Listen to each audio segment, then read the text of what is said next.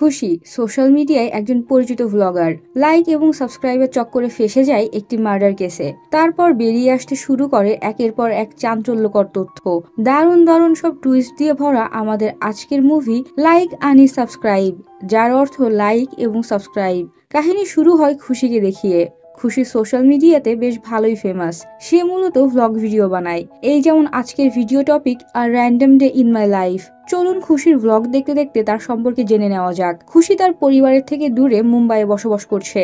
মুম্বাইয়ে থাকার অন্যতম কারণ খুশি একজন স্ট্রাগলিং অ্যাক্ট্রেস। অ্যাক্টিং ভ্লগিং এর পাশাপাশি সে একটি লজিস্টিক কোম্পানিতে পার্ট টাইম জব করে। খুশি নিজের জীবনের প্রতিটি মুহূর্ত তার ফলোয়ার্সদের সাথে শেয়ার করতে খুবই পছন্দ করে। খুশির রুমমেট এবং বেস্ট ফ্রেন্ড শ্রুতি। শ্রুতি একজন স্ক্রিপ্ট রাইটার। খুশি লাইভে থাকা অবস্থাতেই শ্রুতিকে বলে তার ফলোয়ারদের হাই বলার জন্য। শ্রুতি একটু মনমরা হয়েছিল। খুশি শ্রুতির কাছ থেকে সরে আসতে আসতে বলে, সরি খুশিয়ান্স। শ্রুতি একটু আপসেট, ওর জীবনে বেশ বড়সড় একটা ট্র্যাজেডি ঘটে গিয়েছে। শ্রুতির সাথে সাথেই খুশিকে চুপ করতে বলে। শ্রুতি চায় না খুশি সোশ্যাল মিডিয়ায় তাকে নিয়ে কিছু শেয়ার করুক। খুশিও আর কিছু বলে না। ভিডিও শেষ করার আগে বলে, ভালো লাগলে লাইক শেয়ার এবং প্লিজ সাবস্ক্রাইব করুন, ভালো না লাগলেও করুন। সাবস্ক্রাইব করতে তো আর টাকা লাগে না। ভিডিও ছাড়ার সাথে সাথেই 10,000 ভিউজ, 3,000 লাইকস এবং 400 কমেন্ট হয়ে যায়। খুশি বলে এটা নিশ্চিত 100K ভিউজ হবে। সে নাচতে নাচতে শ্রুতির কাছে চলে আসে। শ্রুতি তখন কিছু কাগজপত্র দেখতে ব্যস্ত ছিল। খুশি বলে, কি করছিস? শ্রুতি বলে, এইসব বোঝার চেষ্টা করছি। খুশি একটি কাগজ হাতে তুলে নিয়ে বলে, এই কোম্পানিগুলো শুধু পার্টনারদের সুবিধা দেখে, কাস্টমারদের কথা চিন্তাও করে না। আচ্ছা শোন, আজকে একটা অডিশন ছিল। ভিএক্স প্রোডাকশন নতুন ওয়েব সিরিজ বানাচ্ছে। কাস্টিং ডিরেক্টর তোর বন্ধু যোগেন্দ্রর ভাই। তুই একটু আমার ব্যাপারে কথা বলবি? শ্রুতি কোনো উত্তর দেয় না। সে একই সাথে টেন্সড এবং স্ট্রেসড ছিল। খুশি তার মন ভালো করার জন্য বাইরে যাওয়ার প্রস্তাব দেয়। শ্রুতি প্রথমে যেতে না চাইলেও পরে রাজি হয়ে যায়। শ্রুতি বসেছিল। একটু পর খুশি কুলফি হাতে তার পাশে এসে বসে। শ্রুতির মুড তখনও ভালো হয়নি দেখে খুশি বলে, খুব বেশি মিস করছিস? শ্রুতি বলে, কি অদ্ভুত এক অনুভূতি। প্রথমে যখন খবর শোনা যায় তোমার কাছের একজন মারা গিয়েছে, তখন বিশ্বাসই হতে চায় না। তোমার আশেপাশের মানুষ তোমাকে সত্যিটা কনভিন্স করার চেষ্টা করতে শুরু করে। যখন তুমি কথাটা বিশ্বাস করতে শুরু করো, তখন বাকি দুনিয়া অবিশ্বাস করতে শুরু করে। ব্যাংক, প্রভিডেন্ট ফান্ড, ইন্স্যুরেন্স সবাইকে ডেথ সার্টিফিকেট দেখিয়ে দেখিয়ে কনভিন্স করতে হয় সত্যিই মানুষটা আর নেই। আমার বাবা শুধু একটা সার্টিফিকেট হয়ে গিয়েছে খুশি। এইসব ঝামেলা সামলে ঠিক ওনাকে মিস করব। শ্রুতি আসলে বলতে চাইছিল তার বাবা মারা গিয়েছে, কিন্তু তাকে মিস করার ফুরসতটুকু তার নেই। খুশি তাকে সান্ত্বনা দিয়ে বলে, তুই অনেক স্ট্রং, অনেক ভালোভাবে সব হ্যান্ডেল করছিস। শ্রুতি জবাব দেয়, আর কোনো অপশন নেই, ভাই অনেক ছোট, মা এসব কিছু বোঝে না। শ্রুতির এই কঠিন পরিস্থিতির কথা শুনে খুশি এবার নিজেও কাঁদতে শুরু করে। খুশিকে কাঁদতে দেখে শ্রুতি নিজেকে সামলে উল্টো খুশিকে চুপ করাতে থাকে। খুশি একটু শান্ত হয়ে এলে শ্রুতি বলে, আমি আমার ফোন বাড়িতে ফেলে এসেছি। খুশি জানতে চায়, ফোন দিয়ে কি করবি? শ্রুতি বলে, কেন? যোগেন্দ্রকে ফোন করে তোর ব্যাপারে কথা বলতে হবে না? অর্থাৎ শ্রুতি এত চিন্তার মাঝেও খুশির কথা ঠিকই শুনছিল। খুশি এবার সত্যি সত্যি খুশি হয়ে যায়। দৃশ্যপট পরিবর্তন হয় আর আমরা একটি ছেলেকে দেখতে পাই। ছেলেটি একটি চায়ের দোকানে এসে লাইটার চায়। আসলে সে দোকানদারের সাথে ভাব জমাতে চাইছিল। সে দোকানদারকে জিজ্ঞেস করে, রবি এজেন্সি কোথায় বলতে পারেন? ওই যে জব টপ দেয় যারা। দোকানদার বলে, ও ওই যে সামনে নীল বোর্ড। ছেলেটি যাওয়ার আগে বলে, দাদা এইসব নিউজ দেখা বাদ দাও, ওয়েব সিরিজ দেখো। নিউজে শুধু ড্রামা, মানে হালকা করে নিউজ চ্যানেলদের রোস্ট করে দেয়। তারপর হাঁটতে হাঁটতে রবি এজেন্সির সামনে চলে আসে। ভেতরে যাওয়ার আগে প্র্যাকটিস করে নেয় কি কি বলতে হবে। তারপর ভেতরে এসে নিজেকে রোহিত বলে পরিচয় দেয়। বলে সে মুম্বাইয়ে নতুন এসেছে এবং চাকরির খোঁজ করছে। রোহিতের রোল প্লে করেছেন অময় ওয়াঘ। সবার পরিচিত অসুর সিরিজে তার অ্যাক্টিং ছিল দুর্দান্ত। এছাড়াও গোভিন্দা নাম মেরা মুভিতেও তার অ্যাক্টিং বেশ প্রশংসিত হয়েছিল, যেটা আমি অলরেডি এক্সপ্লেন করেছি। আপনারা চাইলে সেটা দেখে আসতে পারেন। ডিসক্রিপশন বক্সে এবং পিন কমেন্টে লিঙ্ক দেওয়া থাকবে। যাই হোক, রোহিতের কথা শুনে এজেন্সির মালিক রবি তার দিকে না তাকিয়েই বলে, আগের এক্সপিরিয়েন্স কি, ড্রাইভার নাকি সিকিউরিটি গার্ড? রোহিত বলে, না না স্যার, আমি যথেষ্ট কোয়ালিফাইড। রবি বলে, কি জব করতে চাইছিস?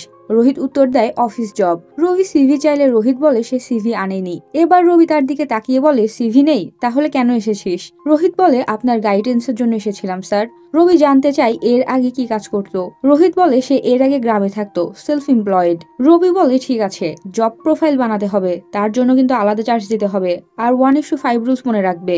1 মাসে মেম্বারশিপ নিলে 5টা জব অ্যাপ্লিকেশন। ইন্টারভিউ গ্যারেন্টি আছে, কিন্তু জবের গ্যারেন্টি দিতে পারবো না। রোহিত তার কথায় রাজি হয়ে যায়। দৃশ্যপট আবারও পরিবর্তন হয়। খুশি সি বিচে বসে লাইভ করছিল। যেহেতু সে ব্লগার তাই যখন ইচ্ছা লাইভ করে। সে আজ নিজের ভিউয়ারদের সাথে জুহু বিচের সানসেট ভিউ শেয়ার করবে। ক্যামেরা ঘোরালে দেখে সেখানে একজন মহিলা দাঁড়িয়ে আছে, তাই খুশি ক্যামেরাটি সরিয়ে অন্যদিকে সেট করে, কিন্তু ক্যামেরার সামনে ময়লার ব্যাগ রাখা ছিল। খুশি উঠে গিয়ে ময়লাগুলো পরিষ্কার করতে শুরু করে। তারপর আশেপাশে সবার কাছে জিজ্ঞেস করে ব্যাগটি কার, কিন্তু ব্যাগের মালিককে খুঁজে পায় না।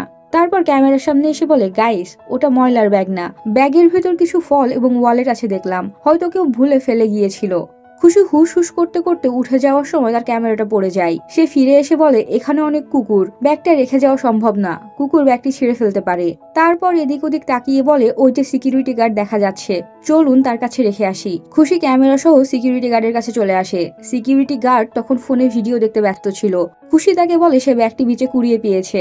সিকিউরিটি বলে, তাহলে যার ব্যাগ তাকে দিয়ে দাও। খুশি বলে, কিন্তু আমি তো জানি না ব্যাগটি কার। গার্ড বলে, আমিও তো জানি না ব্যাগটি কার। এভাবে বেশ কিছুক্ষণ কথা চালাচালি শেষ হলে গার্ড ব্যাগটি নেয়, কিন্তু সেটি খুবই অবহেলায় পাশে রেখে দেয়। খুশি তাকে বলে, ভালো করে রাখুন ভাই, ওর মাঝে ওয়ালেট আছে। কিন্তু খুশি না পারতেই তার কাছ থেকে ব্যাগটি আবারও নিয়ে নেয়। তারপর তার ভিউয়ার্সদের বলে, একটা সমস্যা হয়ে গিয়েছে, সানসেট আজ আর দেখা হবে না, এখন কিছু সোশ্যাল ওয়ার্ক করতে হবে, এই ব্যাগটিকে তার মালিকের কাছে পৌঁছে দিতে হবে। ভিউয়ারদের একজন কমেন্ট করে, ব্যাগে হয়তো বোমা আছে। খুশি হেসে দিয়ে বলে, না গাইস, বোমা টোমা নেই। তারপর ব্যাগ চেক করে বলে, কিছু ফল, ওয়ালেট এবং ফোন আছে। ফোন চেক করে দেখে সেটা বন্ধ, হয়তো চার্জ নেই। তারপর ওয়ালেট চেক করে বেশ কিছু টাকা পায়। আরো একটু খোঁজাখুঁজি করতেই একটা কার্ড খুঁজে পায়, যেটার ওনার রোহিত চৌহান। খুশি তার ভিউয়ারদের কাছে জানতে চায় তারা কোনো রোহিত চৌহানকে চেনে কিনা, যে মুম্বাইয়ে থাকে। খুশির ভিউয়ার্সরা অবশ্য আমার ভিউয়ার্সদের মতো না, তারা তার ভিডিওতে কমেন্ট করে, যার মধ্যে একজন ভিউয়ার উত্তর দেয়, ফেসবুকে প্রায় 544 জন রোহিত চৌহান আছে। খুশি আরো একটু খোঁজাখুঁজি করতেই একটি লন্ড্রির রিসিট খুঁজে পায়, যেখানে ঠিকানা মুম্বাইয়ের নেহেরুনগর। যেহেতু নেহেরুনগর তার লোকেশন থেকে কাছেই ছিল, তাই খুশি সিদ্ধান্ত নেয় নেহেরুনগর গিয়ে রোহিত চৌহানকে খুঁজে বের করবে। খুশি নেহেরুনগরের সেই লন্ড্রিতে পৌঁছে যায়। দোকানদার খুশিকে লাইভ স্ট্রিম করতে দেখে বেশ আনন্দিত হয়, কারণ সে ভাবে খুশি হয়তো টিকটক বানাচ্ছে। সে তার মেয়ে মিনুকে ডেকে পাঠায়, কারণ মিনুর টিকটক খুবই পছন্দ। খুশি দোকানদারকে রিসিটটি দেখিয়ে জানতে চায় রোহিত চৌহানকে চেনে কিনা। দোকানদার বলে, রোহিত দাদা তো কাছেই থাকে। তখন খুশি বলে সে রোহিতের একটি ব্যাগ খুঁজে পেয়েছে।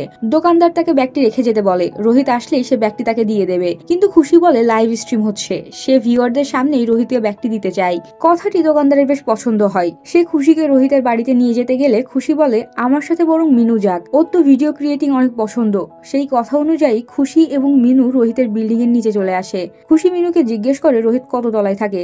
মিনু বলে 3 তলায়। খুশি তাকে লিফটের সুইচ চেপে লিফট নিচে আনতে বলে। তারপর তারা 3 তলায় চলে আসে।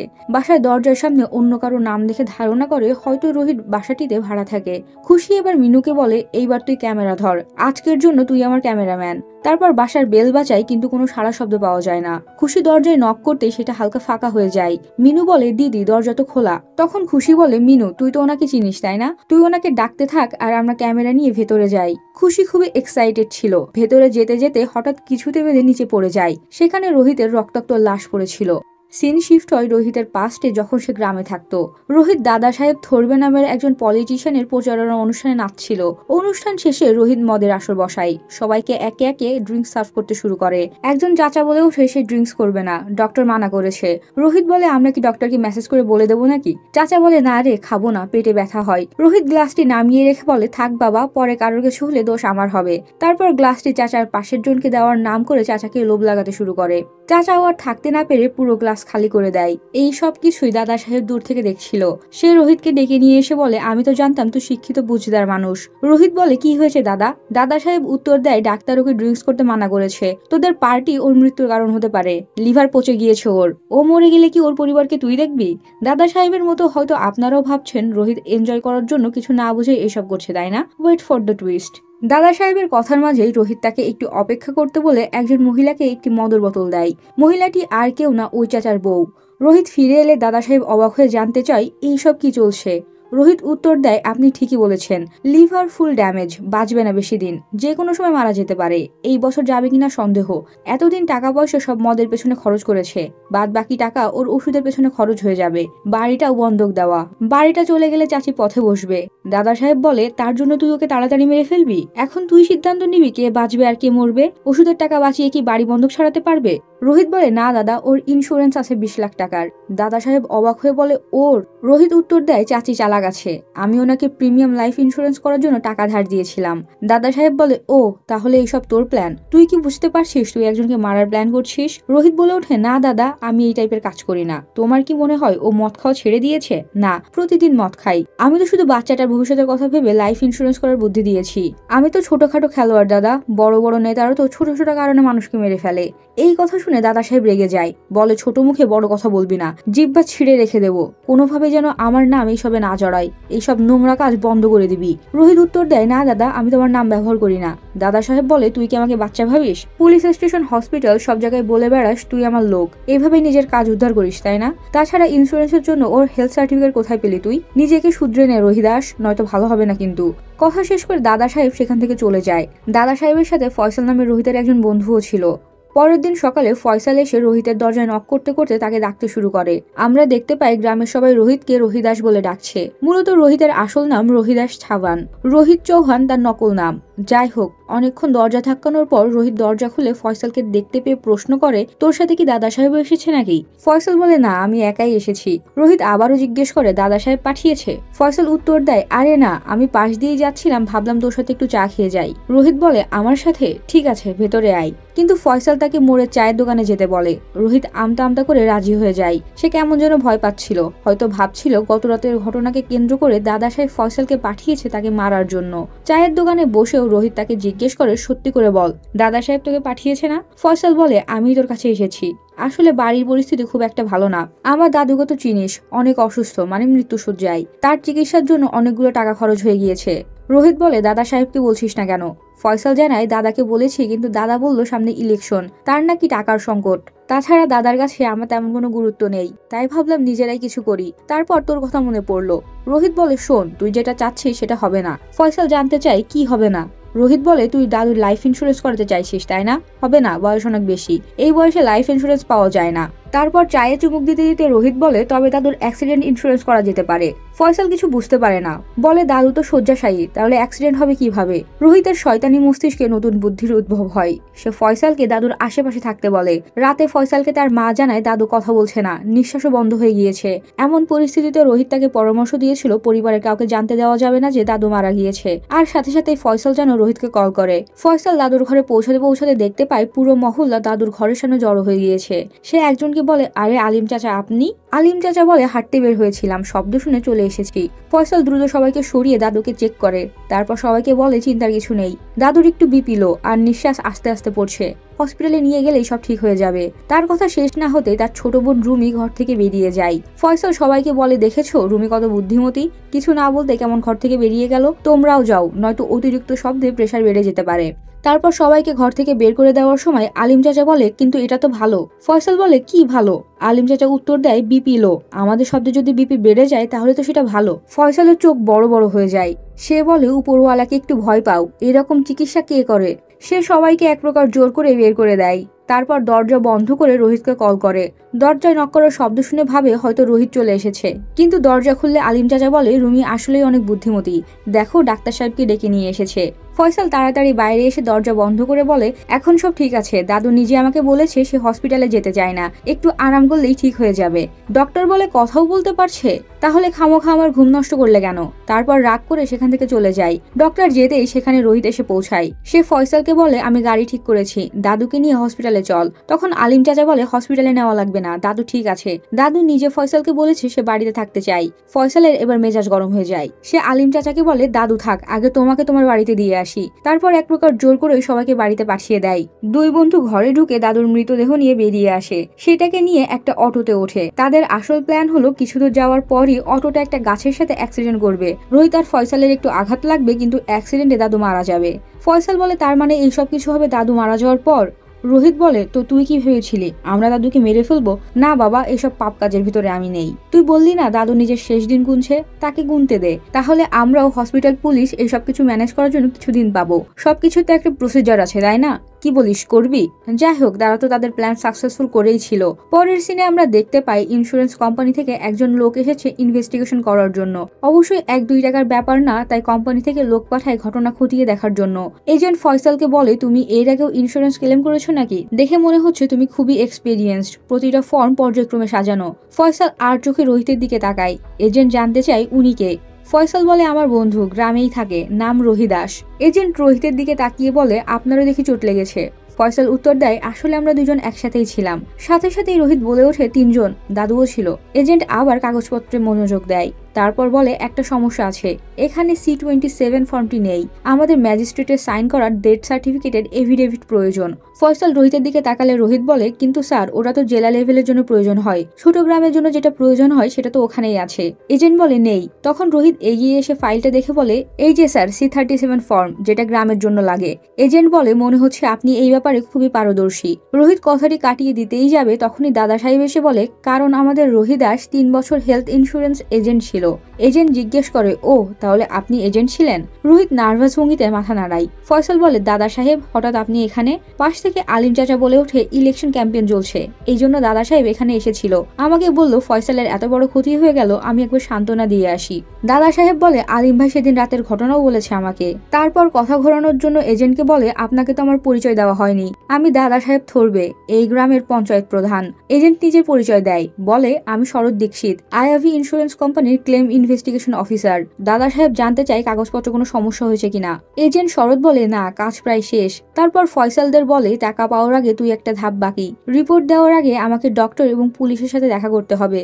দাদা সাহেব কথার মাঝেই বলে ওঠে মানে এখনো গ্রামের 2 জায়গায় যেতে হবে তাই না? আপনার বাইকের চাবি দিন, গণেশ আপনার বাইক নিয়ে আসবে, আপনি আমার সাথে গাড়িতে আসুন। শরৎ তার মুখের উপরে মানা করে দেয়।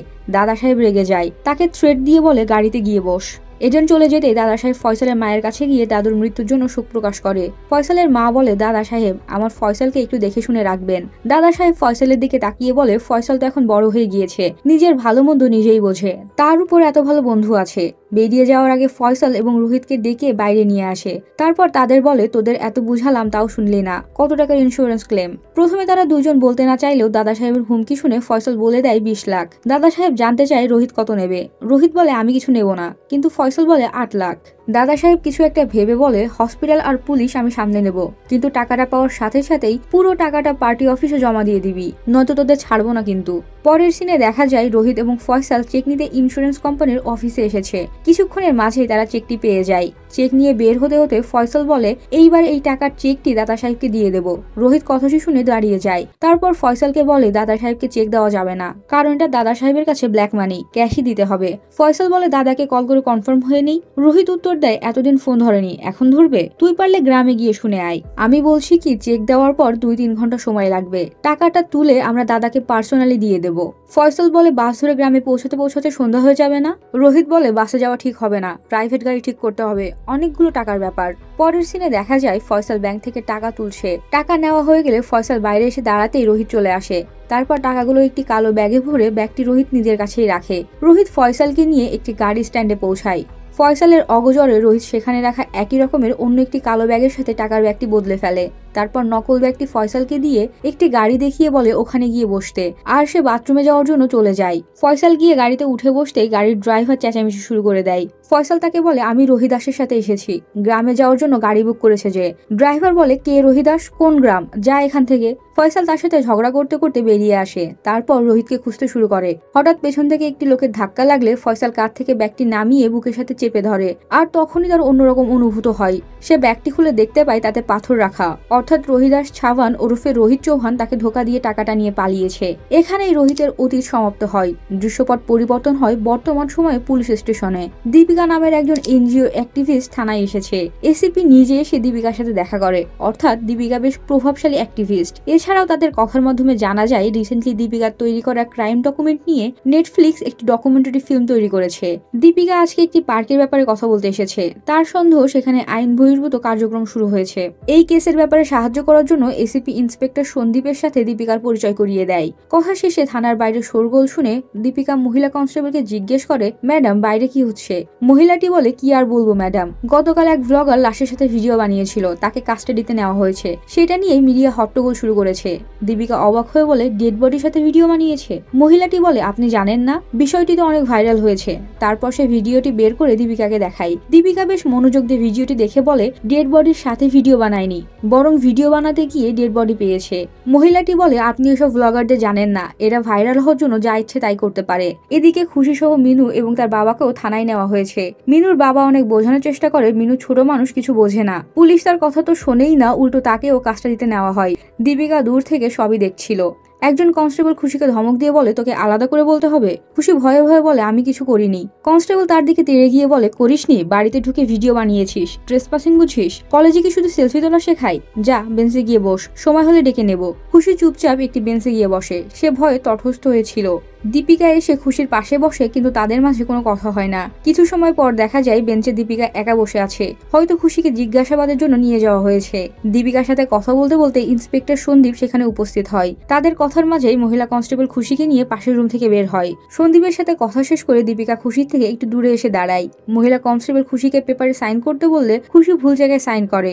মহিলা কনস্টেবল খুশির উপর চিৎকার করে ওঠে, যেটা শুনে খুশি আরো বেশি ঘাবড়ে যায়। তখন দীপিকা এগিয়ে এসে সুন্দরভাবে খুশিকে বুঝিয়ে বলে কিভাবে কি করতে হবে। সাইন করা হয়ে গেলে মহিলা কনস্টেবলটি খুশিকে বলে পুলিশ পারমিশন ছাড়া শহর ছেড়ে কোথাও যাবি না, এখন যা, কাল আবার আসবি। খুশি বেরিয়ে যেতে গেলে পেছন থেকে দীপিকা তাকে ডাক দেয়, বলে এ পাশ দিয়ে যেও না, এ পাশে মিডিয়া আছে, আমার সাথে এসো। তারপর খুশিকে নিয়ে অন্যদিকে চলে আসে। খুশিকে জিজ্ঞেস করে তার সাথে কেউ আছে কিনা, অথবা সে কাউকে কল করতে চায় কিনা। খুশি নিজের ফোন বের করে দেখে ফোন বন্ধ হয়ে আছে। তখন দীপিকা নিজের ফোন এগিয়ে দেয়। খুশি দীপিকার ফোন দিয়ে শ্রুতিকে কল করে। ফোনের অপর পাশ থেকে শ্রুতি জানায় সে নিউজে দেখেছে খুশি থানায়, তাই সে মঙ্গেশকে নিয়ে থানায় চলে এসেছে।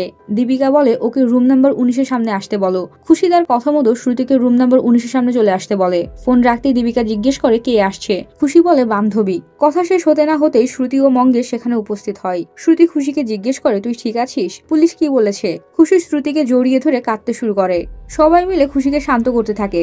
নিজেকে সামলে খুশি বাকিদের সাথে দীপিকার পরিচয় করিয়ে দেয়। পরিচয় পর্ব শেষে দীপিকা ওদের পরামর্শ দেয় বাড়ি ফিরে কারোর সাথে এই ব্যাপারে কোনো কথা না বলতে, স্পেশালি লোকাল পলিটিশিয়ান এবং মিডিয়ার সাথে। এছাড়া পরিবারের কাউকে সাপোর্টের জন্য এখানে ডাকতে বলে। তারপর পার্কিং এর দিকে যেতে বললে শ্রুতি বলে ম্যাম আমি স্কুটি নিয়ে এসেছি, আর মঙ্গেশ্বর বাইকে এসেছে। দীপিকা বলে কিন্তু ওকে নিয়ে তো বাইকে যেতে পারবে না, বাইরে মিডিয়া আছে, নিশ্চয়ই তোমাদের পিছু করবে। তারা ক্যাব বুক করতে গেলে দীপিকা বলে দরকার নেই, আমি ড্রপ করে দিচ্ছি। তারপর গাড়িতে উঠে তার ড্রাইভারকে বলে সামনের বাইকটিকে ফলো করতে।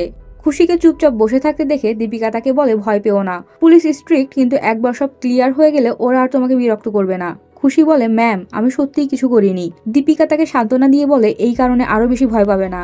আই হোপ এখান থেকে একটা শিক্ষা নিয়েছো। যদি সেদিন লাইক এবং ভিউসের জন্য এত ডেসপারেট না হতে তাহলে আজ তোমার এই অবস্থা হতো না। খুশিকে চুপ করে থাকতে দেখে দীপিকা তার মন ভালো করার জন্য জিজ্ঞেস করে তারপর বলো তুমি কি করো, ফুল টাইম ব্লগিং? খুশি বলে না ম্যাম, আমি একজন অ্যাক্ট্রেস, কিন্তু সোশ্যাল মিডিয়ায় ফ্যান ফলোয়িং না থাকলে কাজ পাওয়া যায় না, তাই ব্লগিং করি। এভাবে কথা বলতে বলতে তারা পৌঁছে যায়। দেখা যায় বাসার বাইরে কিছু একটা নিয়ে হট্টগোল হচ্ছে। দীপিকা জিজ্ঞেস করে এরা কারা। খুশি বলে আমার বাসার মালিক এবং সোসাইটি চেয়ারম্যান। শ্রুতি এসে জানায় মিডিয়া বারবার এসে বিরক্ত করছে, তাই বাসার মালিক বলেছে বাসা খালি করে দিতে। তারপর দীপিকাকে অনুরোধ করে তাদের সাথে কথা বলতে, যদি তারা দীপিকার কথা শোনে। দীপিকা বলে আমি কি বলবো, তারা আমার কথা শুনবেই বা কেন। এরই মাঝে দীপিকার ফোন এলে সে ফোনে কথা বলতে শুরু করে, আর শ্রুতি ও খুশি ডিসাইড করতে থাকে কার সাথে থাকা যায়। অবশেষে ডিসিশন নেয় খুশি কিছুদিন তার বান্ধবী প্রাচীর সাথে থাকবে। দীপিকা কথা শেষ করে তাদের কাছে জানতে চায় কোনো ব্যবস্থা হয়েছে কিনা। খুশি বলে সে তার বান্ধবী প্রাচীর সাথে থাকবে। দীপিকা তারপরও জিজ্ঞেস করে সব কনফার্ম হয়েছে কিনা। খুশি তাকে আশ্বস্ত করে। দীপিকা যাওয়ার আগে বারবার বলে তোমাদের কাছে আমার নাম্বার আছে, কোনো সমস্যা হলে অবশ্যই আমাকে কল করবে। তারপর দীপিকা বিদায় নিয়ে চলে যায়। এক্সপ্লেনেশন অতিরিক্ত বড় হয়ে যাওয়ায় এটাকে 2 পর্বে ভাগ করা হয়েছে। দ্বিতীয় পর্বের আপডেট পেতে ভিডিওটি লাইক করে সাবস্ক্রাইব করে দিন। ভিডিওটি শেষ পর্যন্ত দেখার জন্য অসংখ্য ধন্যবাদ।